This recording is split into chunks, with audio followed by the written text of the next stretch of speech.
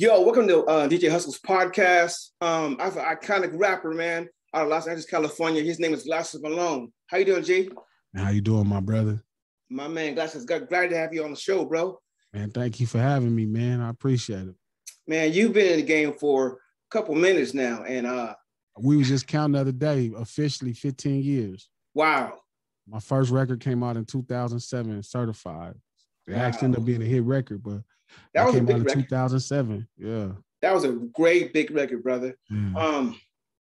You are a lyricist that paints. When I mean by paint, you not only that do you do your lyrics, but you give the audience a visual as you write and you say your lines. Who inspires you to be that kind of lyricist?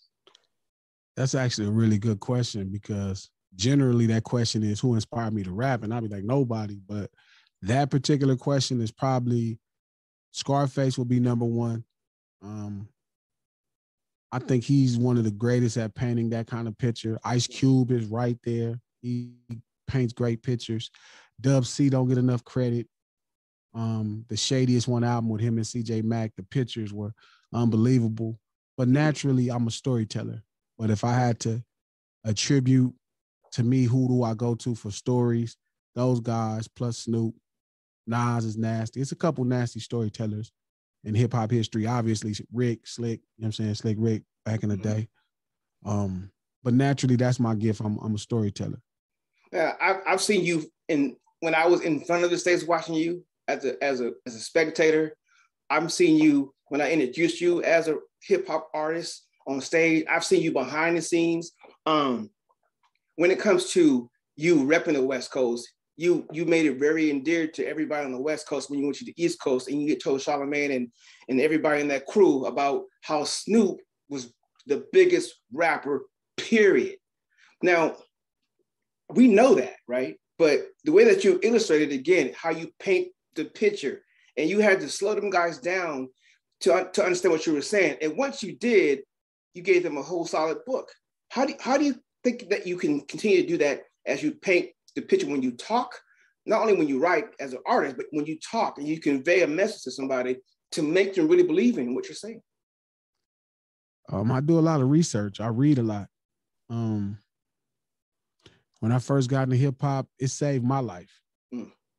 I was in a really different place, selling PCP, gang banging, low riding, just in this really weird place of trying to survive. Hip hop kind of came, my brother wanted to rap. He brought it to me. We started rapping together. And it became like my therapist. Like, it became something I could talk about, and all the stuff we were suffering and the trauma, I was able to express it. Right. Got me a record deal. I never had to sell drugs again. Right. But 2012, it fell in love with me in 2005. I fell in love with it in 2012. So even growing up, I loved the music, but I never was in love with hip hop as a culture, or what it would, what it should be as a culture. Right. So around 2012, I fell in love with it. And, when you truly in love with something, you desire to learn any and everything about it. Yeah. And the more I dig into the roots of hip hop, and I made a pilgrimage. I talk about this all the time, but I made a cold pilgrimage to the East Coast and back across the country just to get into the roots of hip hop. And oh, wow. Where it came from, going to George Clinton's hometown, wow. Talking to Cool from Kool and the Gang, having lunch with Eric B, spending a lot of time in Boston at Roxbury, where New Edition is from, really just combing the whole country to the roots of hip hop. You know what I'm saying? That where we pull from. And you just learn so much. You know what I mean? Like, my passion for it is deep. And when you get into what the cornerstone of what hip hop really represent, where Kool Herc was, and when they was trying to do what it was about initially, right? Everything points to Snoop Dogg. So having that conversation, it wasn't really so much about the West or speaking up for the West. I mean, the West don't need representation; it's represented well. Yeah. But the truth is, when you get into hip hop being this party and this great time and the the way we do our thing and, you know, how we do our stuff, it all points back to Snoop Dogg every time. I mean, and that's why he's, you know, he may not be, some people can be more skilled as, you know, whatever they think, more skilled or a better rapper, as people like to say, or somebody else could be more endeared. Like Pac is more endeared to the people that love him. But when you think of hip hop on every level, whether it's from in the culture, outside of the culture, around the world, Snoop is going to be the token trophy. It's going to be the guy that can walk through any mall in the world and people going to be like, that's Snoop Dogg. And they're not going to think of him from a film. You know, that'll be an addition. They're not going to think of him from his show with Martha Stewart. They're going to think of the rapper. This is Snoop Dogg, the rapper, the gangster rapper. And when you think about what hip hop represents, that's Snoop. Snoop took it out of this galaxy, and you can only be as great as him. There's no such thing as greater than him. You know, that's the pinnacle of greatness. So it ain't about him being from the coast. You know what I mean? It's just really the truth. The more you get into it, being a party, no party is like a Snoop party, man. You know, that music come on, ain't no fun, and it's the pinnacle. So it's just the truth.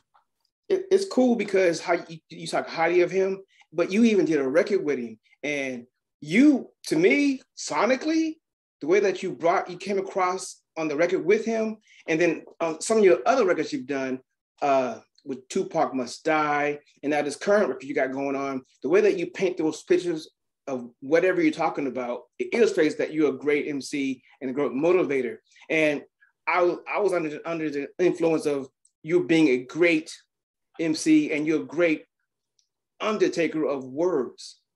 Your workmanship is like it's so phenomenal, man. Thank you. I don't know how you do that, man. Every time I've seen you over the years, and in your delivery, you can speed it up, you can slow it down, or even kill. You know what I mean? And to me, that's marks of a DLC noted to me. You're right in the vein with the DLC. Man, I think so highly of Doc, man. I'll send Doc a record. He thinks I'm crazy. Like if the record is crazy, he'll be like, this nigga crazy. But he never calls me crazy. He'll make an intelligent point and I'll accept it. But I also understand, like, you know, even with Dre, when like Dre was cussing me out about Tupac Must Die, and Doc was like, yo, like, man, gee, I got people that suffer from mental health. Like, you on Kanye. And I'm like, it's not about that. Right. But I look at them as the people who paved the way for the culture to truly, you know, be explored by everybody else outside of it. And, you know, as they're more successful in life and they become more mainstream, as the culture, you know, keeps being revealed, I mean, obviously you get to a place as an adult where you're like, yo, this ain't right. It's like when you're a part of the culture, you know, just like for them, you know, when there was protests in their existence from NWA to Death Row, you know, you just keep going. And that's a huge compliment, because between DOC and Rakim in the 80s, I don't think MCing, I think those guys took MCing to a whole other worlds. You know what I mean? So to even be in the same category or conversation or remotely compared to Doc, I mean, DOC is amazing, because he's just, him, Player Ham, and Rakim, I think in the 80s lyrically, they were like specially tiered. You know, they were really special MCs.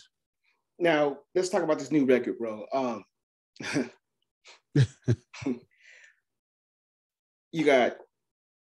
You teamed up with another star like yourself, Sugar Free. I forget the other brother's name, but you got Cultural Phenom. And you got the three of you on this record. And I like how they start out first and you go last. And the way that you structured the song, how you slowed it down, said it what you had to say, and kept it flowing. Talk to me about, did you lay your verse first, or did they go first and you listened to what they said and then you did your verse? Because the way that it is structured is phenomenal. So it was me and Sugar Free first. Okay. Like I had Sugar Free there, and then I rapped behind Sugar Free because I realized he connected me into the song. But me and the music me and the record itself, me and the music, we gonna have a special relationship. And very rarely is it about who else is making an appearance on the song for me. I'm gonna lay into the production where I'm supposed to lay at. Right. It doesn't matter. Like right now, I'm preparing an idea to send for Busta Rhymes and LL Cool J. Like, and I just emceed the verse. It don't matter what they say. You know what I mean? Like, Right. I'm going to lay into the production the way Glasses Malone is going to lay in the production and make sure I complete an idea. So it was me and Free initially, and I've been working with the LA Giantz, like helping them establish their own record label. Okay. You know, they play Hamson, so they're like incredible MCs. They're like bred to be unbelievable, and they are as unbelievable as they're bred to be. Right. But my boy Joey heard it. He's like, man, I want to be on something like this. And I was like, you want to rap on it? He's like, yeah. I was like, here. You know what I mean? Like, I'm gonna put your verse first, so you gotta have a first verse. Like you, right. You know, and you know, kind of talking to them about making sure they had fun with it. And Deuce Mac raps last. So right. Joey raps first, Deuce Mac raps last. And I'm right before Deuce. And they just had fun with it. They just allowed it to be special and fun and entertaining. And that was so important. You know what I'm saying? And again, I'm not worried about who goes first, second, third, or fourth. I'm worried about, is the record, you know, going to develop into something special? Is it going to blossom into something special? And Joey starts the record off, Joey Westside starts the record off so incredible. Yeah. You know what I mean? And Sugar Free makes it special. And then when I come in with the third verse and I make it, you know, I pay homage to Corrupt and flip their stuff. And then Deuce comes with a firmness that shuts the record down. So sonically and record-wise, it tells a really great story. Yeah. We call it, we make conscious gangster rap, where it's very conscious, but it's like still no regards for crime. And, right. You know, we don't care about how you feel about it. It's very much, what they say, rude, you know, this with no it's regards. It's very evident it's rude. But it's very honest. And it's something that needs to be said. It's always something that needs to be said. Like, right. You know, hip hop is in a weird space where people are not saying what needs to be said. They're saying what people want to hear them say. And one thing that I'm blessed with the Giantz and being around the Giantz and myself and a couple people I'm talking to, G Perico, like it's still a movement of people trying to say what needs to be said to continue that tradition of hip hop. All right, let me ask you this question, man. I never asked this before to anybody. I know you're not afraid of cancel culture, but do you think a lot of MCs and rappers nowadays are afraid of cancel culture? I'm not talking about the ones who are just trying to get a buzz. For static, I think even some of our icons are. Yes, it's a real thing. You know, again, so they put themselves in a situation, you know, with all of these festivals and the way the money is, it's all coming from corporations. Right. You know what I mean? And they're overpaying a lot of people. Like a situation with the baby, they're overpaying them for a lot of the stuff they're doing. Right. So when they're unhappy with, you know, the narrative that you're saying or whatever point you're making, they can, you know, cut your shit out. They will, like they cut into the baby's profit, they cut into that shit. But, man, a nigga like me, man, I'm from Watts. I mean, and I don't want the white folks' money anyway. I'm not looking for money for Pepsi. No disrespect to them. I'm not looking for money from Coca-Cola. No disrespect to them. Y'all can't, I'm not to be controlled. Right. My joystick out of the system. You know what I'm saying? I'm not with that. And if it means that I'm not going to make $1 billion, $100 million, I never needed it anyway. I would have just gave it away to niggas who need it. Right, right. I mean, all I needed was $1 million a year. There you go. That's more than enough. I could take care of my family and do right by my community. So, you know, it's more power in me and it's more power to me, I'm saying, with the ability to say what I think. And outside of that, long as I'm transparent with what it is and who I am, and I've made more than a great living now. I only intended, feel me, when I was in high school, I wanted to be a pharmacist before I ever sold drugs. They only make $60,000 a year. I never thought I would need more than $85,000. Wow. I make that shit standing on top of my head. So it was never the money. Everybody else, you know, they trying to counter their trauma of poverty. You know what I'm saying? And I just don't have that. This shit ain't for sale. I mean, you can't buy me. Yeah. Fuck the festivals, fuck all that. Feel me? You can't buy me. You either fuck with a real one or you don't. You real and you fuck with a real one, feel me, or you don't. Feel me? I'm gonna stay real.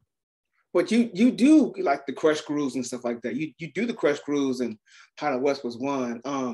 And they every time you're on stage, they receive you as LA is one of the LA's own. It's not like you just a rookie or nothing like that.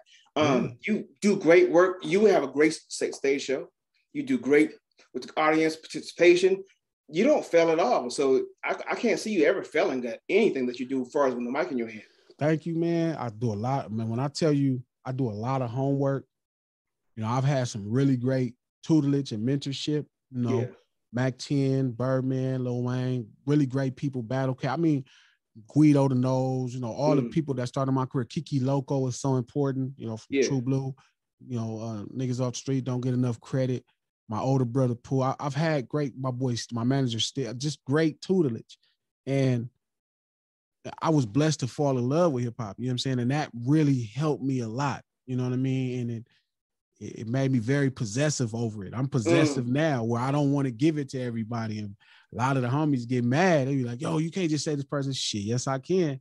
I'm possessive because I love it. It's mine, you know what I mean? And it comes, it's ours and we just not giving it to everybody. But I just feel like my love for it, my passion for it makes me a different kind of animal with it. You know what I mean? So I'm grateful that, you know, people do like my show, and I'm grateful they can notice the work I put in. I'm grateful when I tell a story and they get it. You know, I'm grateful because it's all the art of communication anyway. I'm trying to, you know, get something. I'm trying to put a thought in your mind to make sure, you know, you stay, don't let these people control you. You know what I mean? This is the reality. Even, you know, with Kanye Should've Never Married that bitch. It's like, you know, this woman has no business guiding Black people beauty standard. You know what I mean? No disrespect to Kim. I love the lady, cool lady, and I hope success for her and her family and her children. But she has no business deciding the beauty standards for sisters in the world. I mean, and if I got to speak up on it every time for y'all listen to somebody that's really insecure, like all human beings are, but allowing them to get the better of her, I'm gonna speak up against it. And if Ye don't like it, I respect him. You know, he one of my favorites. But nigga, y'all don't control me. Right. Y'all can't control me. Y'all can't fuck with me. Y'all can't whoop my ass. You can't win in no way. You can't win in a shootout. You can't win in a fist fight. You can't win in a rap battle. I'm gonna do my work because this is what I'm here to do. That's it. And whoever don't like it, you know, fuck them. Straight up. You know what I mean?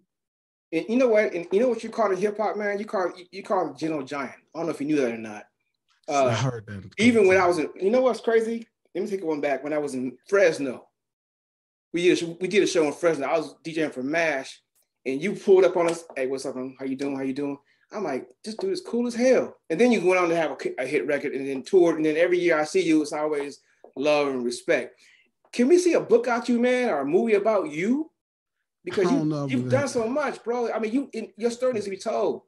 I don't know, man. I think, I don't know. We'll see. I don't think that's really my thing because I think my story ain't, I got to see how it ends if I write it. You feel me? I got to get a little closer to, because I don't think, honestly, I've climaxed in my life, pause. Like, I don't think I've hit the climax. I think we're just about to see the climax of my story. Okay. Like, and you know what I'm saying? I got to see how interested it is as a story. Like, the initial part of it, it could be, but it's more or less about other characters. But you're a storyteller, I heard bro. that concept before, but my spirit animal is the elephant, so it works out. But you're a storyteller to the max. It's like yeah, but I don't no weakness in you. So I don't want to fabricate it. So when I get to the climax of it, then I'll be able to say, yeah, this story is worthy of being told. It's, you know, Snoop and them, they climax is different. You know, the motherfucker get on, had the hottest album in the country and go to jail for murder a couple of days later. That's a hell of a climax. You don't got to even tell a story past getting out. You know what I mean? Like, so I haven't had, my climax probably won't be as like that. It'll be more like this different type of success that nobody before me in my position has been able to obtain. So I got to see what happened. You feel me? Once I know what happened, then I could tell you if the story is worthy of being told. Okay. When was it when you thought to yourself, I made it? What was the show or record you was like, man, I've arrived? And then nobody messed with me. To be honest? Yeah. Tupac Must Die. So before that, I felt like I was just making a living. The culture was paying me. I felt like the culture loved me. Okay. Like, you know, hip hop loved me. Hip hop loved me way before I loved it. It did. It loved me, man. People showed me love, you know. But Tupac Must Die, that I was able to reciprocate the love that it had for me. You know what I'm saying? And that was the first time I felt I put a brick in a pillar of the foundation of hip hop where people gonna be able to go back and be like, yeah, that right there is special, versus having just a record or just rapping or just having something, but having something special, you know, to me that compared to special things. So that was the moment I was like, oh, okay, yeah, I'm in this thing for real. Man, I probably could have won a Grammy if I would have handled my business, but again, you know, I just want to make sure I do right by the culture and do right by the people who need the music, who need insight into what's going on where we from. Yeah, I think you doing that now, man. With these records, you put out effort and you put thought into it, and it makes younger MCs want to do what you're doing. You know, some of these guys don't even know what they want to do rap about. Like when they hear somebody who's a lyricist, not a rapper, anybody can be a rapper. Somebody a lyricist like yourself. And when people hear lyricists, they're like, man, I want to do that. I want to do this. And then, you know, what is your process when it comes to sitting down and writing music? Where's your comfort zone? Multiple, man. It just depends. Sometimes I'll have an idea and I'll come to a beat. Sometimes I'll have an idea and I'll have somebody make music or make the music with them. Sometimes the music can inspire me. Sometimes I'm listening to an older song and I'm like, yo, I got an idea to flip that. I mean, the more I fell in love with hip hop, I just learned so many approaches to making records. When I first got into it, I would just play music and then let the music inspire me to write whatever I wrote. In 2022, you know what I'm saying? I got 7 ways to go about it. You know what I mean? It's always tough for me to have writer's block because it's about 7, 8 ways I could go about making a record. And some of the records I think is average is so much, you know, so great when it comes to the culture. It's scary. So my job is to keep building on that and finding more ways to skin a cat. You know what I'm saying? I got you, man. My last question, brother. What keeps you motivated? I love it. I love it. I feel like I got a point to prove. It's a chip on my shoulder. And I genuinely love hip hop. I love this shit, man. And I don't just love the MC part that I'm a part of. I love the whole challenge of it. I love every part of it. Feel me? I love it. I love it. It keeps me up at night. You know what I'm saying? I love this shit. I study it. I love it. And it just drives me crazy. I mean, so it chose me and then I chose it. You feel me? It's like a girl that fall in love with you first and she love you to death, but you like, man, you don't really love me like that. You really realize she love you like that. And it's like, then you fall in love with her. Feel me? It's that type of love story. You know what I'm saying? Like, this shit loved me. It made me a millionaire. It made me $1 million, $2 million before I even fell in love with it. Damn. Just because I was showing some level of devotion to it. But when I fell in love with it, the money meant nothing. Yeah. Just changed. You know what I'm saying? And it started being about, you know, understanding it and focusing on it. And like, what's the lady named Hearst? She got the song Focus on Me. That's hip hop talking to me. You know what I'm saying? So yeah, that's really where it is, man. Man, Glasses, thank you, man, so much for this time. Thank you for having me, man. You are a great MC, man. I wish nothing but the best for you. You know, I'm gonna spin your record behind me in a minute anyway, so don't worry about that. Man. That's all I ask. Whatever you need from us, bro, we got you covered, bro. Yes, sir. I'm always leaning on them DJs, man. Y'all the cornerstone of this shit. Man, the elements, you know what I'm saying? And keep doing what you're doing, and I'll see you at the top, brother. Yes, sir. My guy. Thank you. Much love.